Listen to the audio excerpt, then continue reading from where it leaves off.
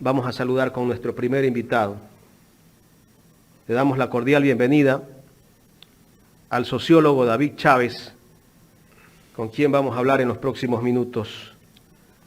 David, buenos días, gracias por aceptar conversar con nosotros después de un buen tiempo de haber hecho un alto a la opinión pública. Le agradecemos por preferir Ecuador en directo.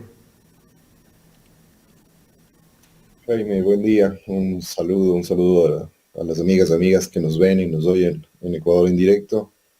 Y sí, he vuelto, creo que en uno de los peores momentos para volver a hablar de la política nacional. Estoy muy apesadumbrado, realmente muy golpeado por lo que ha pasado el día de ayer. Creo que ya no podemos decir que tenemos un país. Lo que ha ocurrido es realmente espeluznante. La verdad que no sé por dónde empezar, David, pero el criterio que quisiera escuchar es qué pensar de todo lo que está viviendo el Ecuador en esta escalada de violencia. Hace una semana asesinaron a un funcionario público de acá del municipio de Durán, hace 2 semanas al alcalde de Manta, ahora asesinan al candidato Fernando Villavicencio. O sea, lamentablemente esta escalada de violencia y creo que particularmente la triste muerte de Fernando Villavicencio, su asesinato, son la muestra del enorme y acelerado grado de destrucción que ha sufrido el país en los últimos años. Me parece que en el ánimo de algo que creo que es fundamental en este momento en el país, que es tratar de defender la democracia en el sentido de bajar un poco la disputa política enceguecida, visceral y demás, creo que tenemos que empezar a apelar por tener ciertos acuerdos mínimos a nivel nacional sobre lo que objetivamente está pasando en el país. Lo que ha ocurrido, esta terrible muerte de Fernando Villavicencio, ha evidenciado una vez más la incapacidad total que el gobierno tiene para responder al problema de la inseguridad. Pero ahí me parece que es importante que empecemos a debatir, insisto, con seriedad, con la idea de que en este momento es muy importante la unidad nacional en la cabeza. Hay que tener esto permanentemente en nuestras cabezas. La unidad nacional es importante, es muy importante. Hay que dejar de azuzar los odios políticos, las cegueras ideológicas. E insisto, en ese ánimo hay que tener en cuenta que este es un gobierno que ha demostrado una absoluta incapacidad para esto, pero no es solo ese el problema que evidencia el asesinato de Fernando Villavicencio y los eventos violentos de las últimas semanas. Lo que evidencia este hecho es que el Estado está destruido, institucionalmente destruido. Y un acuerdo mínimo que deberíamos tener, que deberían tener los candidatos presidenciales, por ejemplo, es que la labor básica en este momento, más allá de las ideologías políticas, de las posturas y las posiciones políticas, es estar conscientes todos de que la crisis multidimensional que vivió el país es enorme y de que en el plano político hay que empezar a reconstituir los elementos más básicos de la convivencia pública, de la esfera pública, los elementos más básicos de la institucionalidad estatal. Porque si no logramos eso, no vamos a poder salir de esta escalada de violencia. Entonces me parece que hay que llegar a este tipo de consensos y evitar la instrumentalización política que ya ayer en el mismo momento de este trágico hecho, ya se empezó a hacer visible, ¿no? En medios, en redes de comunicación, intentos de instrumentalizar lo que había ocurrido para uno u otro bando político. Me parece que eso es sencillamente deleznable, cuestionable. Creo que quienes podemos medianamente apelar por recuperar un cierto espíritu democrático, debemos condenar severamente ese tipo de usos políticos que se intenta hacer de un hecho tan doloroso que, entre otras cosas, es el peor de los homenajes a la memoria del mismo Fernando Villavicencio. ¿En qué momento se perdió el control del tema seguridad en este país, Fernando? Yo lo decía hace un rato, David, perdón, yo lo decía hace un rato que no fue en este gobierno, ¿no? Fue en el anterior. No sé si compartas con lo que yo dije, pero te lo pregunto, cuándo empezó todo esto, y que en algún momento nosotros lo decíamos también en este espacio, que había que prestarle atención a lo que estaba pasando en las cárceles. Y lamentablemente no se interesaron en este tema. Bueno, creo que ahí es bastante evidente y objetivo para quien no está enceguecido por ciertas ideologías de corte neofascistoide que circulan en buena parte de la población. Es bastante evidente que el problema es, insisto, inclusive más allá de la persona y el gobierno Lenín Moreno o la persona y el gobierno Guillermo Lasso, es lo que le hicieron al Estado. Es decir, esto empezó precisamente cuando Moreno decide asumir un modelo de gestión política distinto, un modelo de Estado distinto, y ese es el problema de fondo, porque si fuese solo un tema de gobierno, y ahí está, insisto, la gravedad del tema, el tema que estamos tratando, si fuese solo un problema de malos administradores, uno podría suponer que llega un buen administrador y entonces todo vuelve a funcionar. El problema no es ese, es muchísimo más grave y muchísimo más profundo. Con las reformas que empezó a implementar Moreno cuando asumió como su agenda, esta agenda que ha sido realmente nefasta para el Ecuador, que es la agenda del anticorreísmo, cuando asumió la agenda del anticorreísmo, empezó el desmantelamiento institucional del Estado. Entonces hay que tener claro una cosa fundamental, o sea, tener institucionalidad del Estado significa tener capacidades acumuladas al interior del aparato estatal, que en situaciones de crisis pueden servir para responder eficientemente y pueden servir para evitar que las crisis se vuelvan demasiado graves. Es decir, un ejemplo básico en el tema de seguridad. Crimen organizado hay en todos los países del mundo. Si un Estado está preparado, tiene inteligencia suficiente, sus aparatos de seguridad funcionan bien institucionalmente, más allá de los bemoles políticos, ese Estado puede responder mejor y el crimen organizado puede causar problemas, malestares, pero no se va a tomar toda la sociedad y no se va a tomar el propio aparato de Estado. Entonces, indudable, de manera objetiva, digo, insisto en que hay que tratar de tener un debate lo más sensato posible. De manera objetiva, el cambio de modelo va paralelo a la destrucción de las condiciones de seguridad del país. Eso es lo que ha ocurrido. Desde ahí en adelante, además las políticas han sido las mismas, el proceso ha sido el mismo, seguir desmantelando institucionalmente el Estado. Lamentablemente, la derecha que ha manejado el país en los últimos años hizo de esa agenda, que insisto ha sido nefasta para el país, la agenda del anticorreísmo, su única agenda política.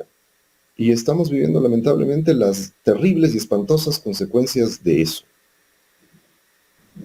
Volviendo al tema de lo ocurrido el día de ayer, el CNE se reunió ayer, el presidente de la República se reunió también con autoridades y anunciaron no suspender las elecciones. Había gente que estaba tratando de impulsar de que se suspendan las elecciones del próximo 20 de agosto. Yo creo desde mi punto de vista, pues gente que tiene ciertas pretensiones de apoyar cierta candidatura y por eso buscan que se suspendan las elecciones o se reprograme para otra fecha. ¿Cómo ver esa postura que tomó el Consejo Nacional Electoral de decir que las elecciones van el 20 de agosto? Mira, Jaime, ayer al escuchar las declaraciones de esta mesa de justicia, creo que es como le llaman a esta comisión de todas las funciones del Estado, mi primera sensación fue precisamente esto que he dicho, o sea, tenemos un Estado desmantelado. O sea, ninguna de las autoridades que estaban sentadas en esa mesa nos garantiza que los graves problemas que estamos afrontando puedan ser resueltos. Ninguna. Es tan grave como, he dicho insistentemente, este es un momento en el que hay que evitar las especulaciones, hay que evitar las acusaciones fáciles, la instrumentalización política, la utilización de la muerte de Fernando Villavicencio para saciar nuestras pequeñas mezquindades y odios personales, o en fin. Y uno de los temas fundamentales en este caso es tener garantías de que se investigue y se esclarezca cuáles fueron los motivos de este crimen. O sea, precisamente el que podamos tener objetivamente una respuesta más allá de nuestras especulaciones, que está bien que las hagamos en casa con los amigos, si queremos hacerlos, pero que las evitemos en la esfera pública. Más allá de eso, necesitamos garantías mínimas de que este crimen va a ser investigado sin instrumentalización política, sin persecución política, ni nada de esto, para llegar a saber como sociedad, porque es indispensable que lleguemos a saber qué pasó con el crimen de Fernando Villavicencio. Como con el alcalde Intriago de Manta y como con tantos otros crímenes, pero al menos con estos dos que han tenido la relevancia política que han tenido. Deberíamos pensar seriamente cuando vemos a esa mesa de las altas autoridades del Estado si esas autoridades son capaces de garantizarnos que vamos a tener una investigación eficiente, transparente, seria, para que el país conozca la verdad de lo que pasó ayer. Y mi primera impresión es no las tenemos. No las tenemos porque se han dedicado a utilizar la institucionalidad del Estado para otro tipo de fines, no para que funcione esta noción básica que es un Estado, la comunidad política que nos permite vivir en ciertas condiciones mínimas de coexistencia. No tenemos, el Ejecutivo no tiene capacidad, ahora no tenemos legislativo, el aparato judicial tampoco y el Consejo Electoral tampoco es garantía de nada. Es así de dramática la situación. Entonces me parece que, así como hemos dicho, el primer acuerdo al que deberíamos llegar es que más allá de los modelos, el próximo gobierno debe tener la capacidad y el respaldo de otros sectores políticos sobre la base de ciertos acuerdos mínimos para reconstruir los elementos más básicos del Estado. Después vienen las disputas ideológicas, políticas, lo que fuese. La pregunta en este momento es quién está en capacidad de reconstruir los cimientos básicos del Estado, porque estamos en ese momento. Y lo segundo es que la única vía para lograr eso es la democracia. O sea, frente a las voces de la dictadura, de aplacemos esto, de una junta cívico-militar o alguna cosa parecida, esto tiene que resolverse en democracia. Tenemos que hacer un llamado, debemos tener también un consenso nacional de que la salida a este infierno solo puede ocurrir por vía democrática. Claro, y bueno, en redes sociales estamos leyendo mensajes continuos de gente que se dedica a hacer política buscando la manera de llamar a las Fuerzas Armadas para que se hagan cargo del poder, algo muy desatinado, David. Hay mucha gente que se dedica a hacer esto, ¿no? Y que tienen intereses políticos. En este panel me acompaña también Gustavo Jiménez, que tiene inquietudes. Gustavo. Gracias, Jaime, sociólogo, buenos días. Bueno, y aportando un poco a lo que decía Jaime, no solamente en la sociedad, hay actores políticos. El mismo ministro César Ron, lo acabo de escuchar en una entrevista en la mañana, en la cual indicaba que deben las Fuerzas Armadas elegir a un civil para que lidere el resto de tiempo que falta de gobierno. Imagínate, pero bueno. Y todavía es ministro. Permítame, sociólogo, hacerle una pequeña explicación de 3 puntos importantes para conocer un poco su criterio al respecto de esto. El día de ayer, en la reunión que convocó el presidente de la República, se llegaron a varios consensos, ¿verdad?, entre las cabezas principales del Estado.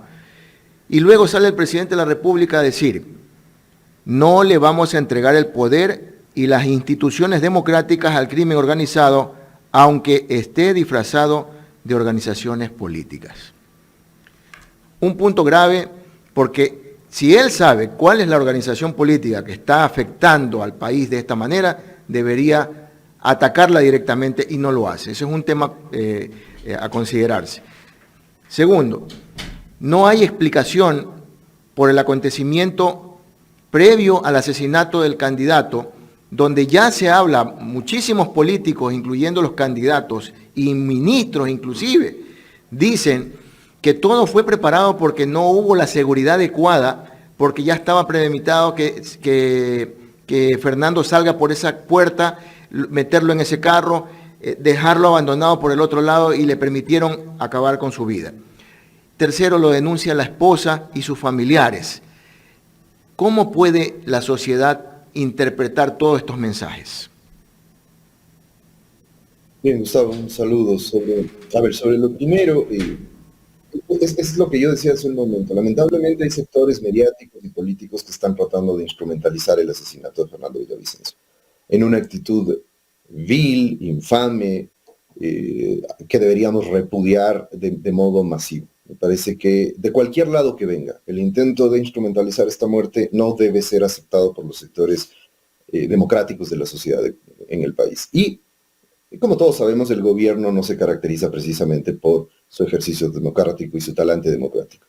Es un gobierno que parece una farsa de quinta categoría, una mojiganga de quinta categoría, y Guillermo Lasso, con su impresentable discurso de anoche, lo volvió a demostrar. Intentó politizar el tema. Es realmente increíble. El presidente de la República intenta politizar e instrumentalizar políticamente el asesinato de Fernando Villavicencio. Frente a las tonterías que dijo la noche de ayer, lo único que podría decirle es si acaso tenía un espejo enfrente y a lo que se estaba refiriendo era a lo que ha ocurrido precisamente en su gobierno. No le vamos a entregar al crimen organizado el país. Por Dios, señor Guillermo Lasso. El país está entregado, gracias a usted, al crimen organizado hace muchísimo tiempo. Pero, más allá de eso, digo, me parece que ese tipo de opiniones, como las de ese impresentable que ejerce las funciones de presidente, no deben ser aceptadas por la sociedad. Debemos hacer un esfuerzo por salir de este intento de enlodar toda la sociedad, toda la política, toda la sociedad, lo poco que nos queda de democracia, lo poco que nos queda de convivencia social con este tipo de prácticas que le han hecho tanto daño al país. Sobre lo segundo, Gustavo, el mismo llamado. Creo que hay que ser muy cuidadosos. Me parece que este no es momento ni para las especulaciones, ni para las conjeturas. No se puede, digamos, es muy delicado, es muy grave lo que está viviendo el país. Y creo que ahí, si bien yo coincido en que hay indicios de lo que se ha dicho que hacen ver que había deficiencias en la seguridad, pero me parece que eso es lo evidente, hubo deficiencias, eso es más que claro. Me parece muy raro cómo se estaba manejando la seguridad de Villavicencio, que además era uno de los candidatos más custodiados, había advertido de amenazas en los últimos días, es decir, se entendería que la seguridad que le brindaba precisamente el Estado debería haber estado advertida sobre eso. Lo que ocurrió evidencia que no era el caso. Pero de ahí a las explicaciones de esa posible, o sea, las explicaciones posibles de esa ineficiencia, me parece que es justamente ahí, en ese paso, en el que ahora debemos ser muy cuidadosos. Yo no me atrevería a hacer ningún tipo de conjetura sobre eso. Me parece que hay que tener la calma de esperar hasta dónde pueden ir más en medio de todo lo que he dicho, de la debilidad institucional y demás. Hay que esperar hasta los resultados de las investigaciones. En fin, creo que debemos tener calma y esperar un tiempo para poder tener algunos elementos más sólidos respecto a qué es lo que ocurrió. Y me habías planteado un tercer aspecto, perdón. La respuesta a la familia, que también denuncia que esto es un crimen de Estado. Sí, también es un tema que hay que tomarlo con mucho cuidado, porque hay que tener en cuenta también, digamos, en función de un mínimo de solidaridad con la familia y los amigos, yo no quisiera estar en el lugar de ellos, debe ser un momento tremendo, doloroso, tremendamente indignante además, con toda razón, están plenamente indignados. Y es obvio que en una situación así las acusaciones van a surgir. Me parece que nadie tiene derecho siquiera de cuestionarles las acusaciones que están haciendo. Pero tengamos en cuenta una cosa también ahí. Por las connotaciones políticas que pueden tener las acusaciones de la familia. Al menos en las declaraciones que escuché de su hermana y de un tío de él, me parece, las acusaciones van hacia dos lados, ¿no? Por un lado, al gobierno por no haber brindado la seguridad, y por otro lado, esto que ciertos sectores del neofascismo ecuatoriano están tratando de posicionar con mucha fuerza, que los responsables del crimen son el Correa y el correísmo. Me parece que es legítimo que sus acusaciones se generen en este contexto tan complicado para ellos como familiares y como amigos de Villavicencio. Es legítimo que inculpen a alguien. Eso, digamos, nadie tiene derecho, insisto, a cuestionarles que su reacción sea esa, que inculpen al gobierno, que inculpen al correísmo, que inculpen a quien sea. Lo que no podemos hacer tampoco es ya en el debate público legitimar eso ni en uno ni en otro sentido. Creo que hay que ser también en esas condiciones muy cuidadosos y muy respetuosos también del dolor que está viviendo la familia de Villavicencio. De acuerdo, David, dos temas más. Uno, ayer todos los candidatos a la presidencia expresaron sus condolencias y su indignación por lo sucedido. Pero al mismo tiempo todos comenzaron a brindarse como promotores de una reunión de consensos para analizar la situación del país. Hoy en la mañana escuchaba a cada uno en diferentes medios atribuirse la iniciativa, ¿verdad?, de que la campaña no puede continuar si no se unen para poder tener una idea en global para la lucha contra la delincuencia y ayudar a este gobierno en el poco tiempo a ver qué hacer. Primero, ¿será conveniente esa reunión? ¿Qué vamos a sacar de ahí? Segundo punto, hay también quienes están diciendo, dentro de estos proponentes o candidatos, que no se debe dar ya el debate, por respeto a lo que sucedió. ¿También eso es conveniente? Digamos, el criterio tiene que ser que en la medida en que podamos reconstituir, como he dicho, ciertas condiciones mínimas de la democracia, porque estamos en una severa crisis de la democracia y ya, o sea, si el crimen contra Fernando Villavicencio no nos dice que esa grave crisis de seguridad y esa grave crisis democrática se han juntado y vienen de la mano y vienen siendo paralelas desde hace mucho tiempo atrás, no sé qué más puede advertirnos de esto que está ocurriendo. Entonces, cualquier propuesta, cualquier paso que los candidatos den en el ánimo de reconstituir esos mínimos democráticos, aunque sea en el plano simbólico, me parece importante. O sea, digo, en este momento, una reunión de los candidatos para llegar al menos a ciertos acuerdos mínimos sobre esto, sobre cómo debería seguir la campaña, sobre cómo deberíamos apelar a tener, como con el horizonte en estos momentos tan duros, la unidad nacional sobre todo, bajarle un poco a la confrontación exacerbada, llena de odio, etcétera, por ejemplo. No sé si eso se logre, pero el que al menos conversen le daría un buen mensaje al país. Sería una medida simbólica, eso es cierto, porque quien tiene el poder ahora es el gobierno de Lasso, que hace cosas como lo que hizo anoche.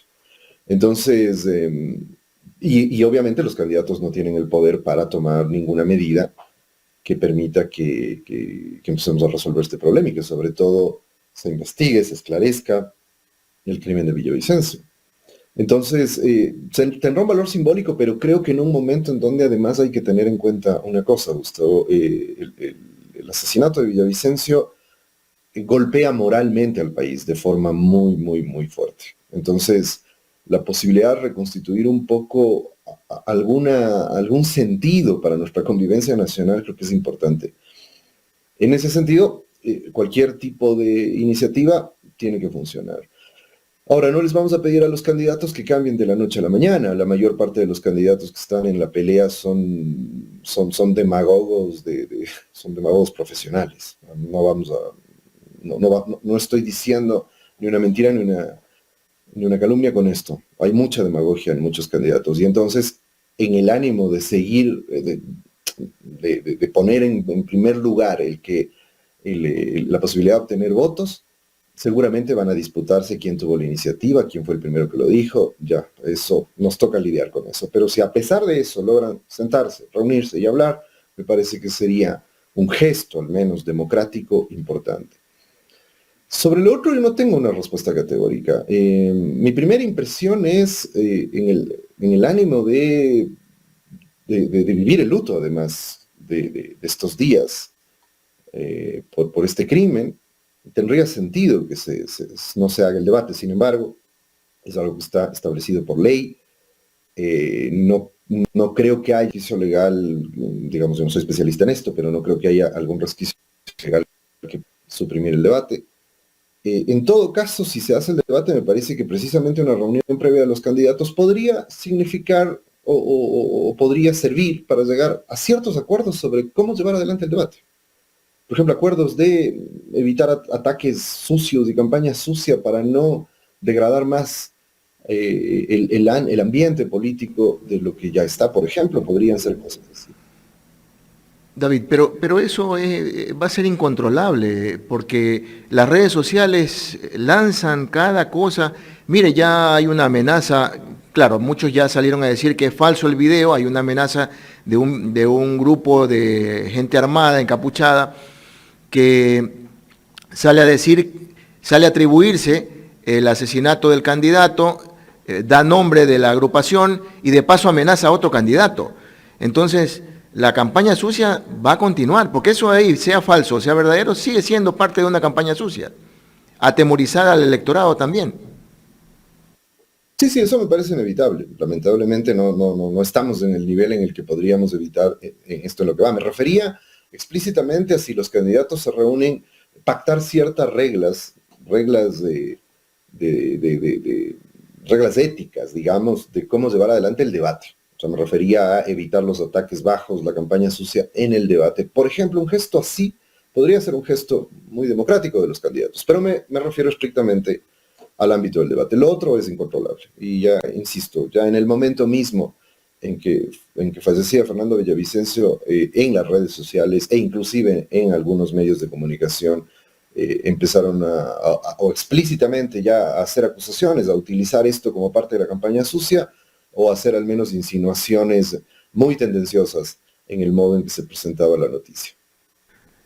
David, finalmente, el decreto de estado de excepción nacional que firmó el presidente de la República, tal vez es lo adecuado en este momento.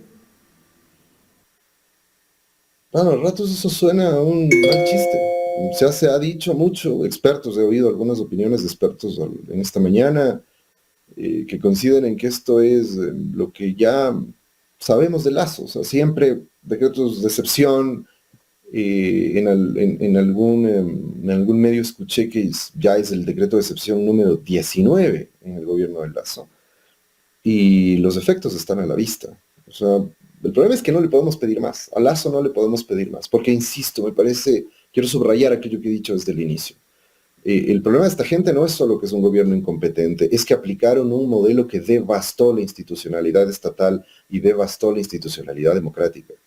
Y entonces ahora podrían poner al más brillante de los expertos, pero con una institucionalidad estatal devastada, es imposible dar respuestas. Entonces lo que les queda es lo que hacen siempre, este show de los estados de excepción, que como ha ocurrido en las ocasiones anteriores seguramente no nos llevará a nada.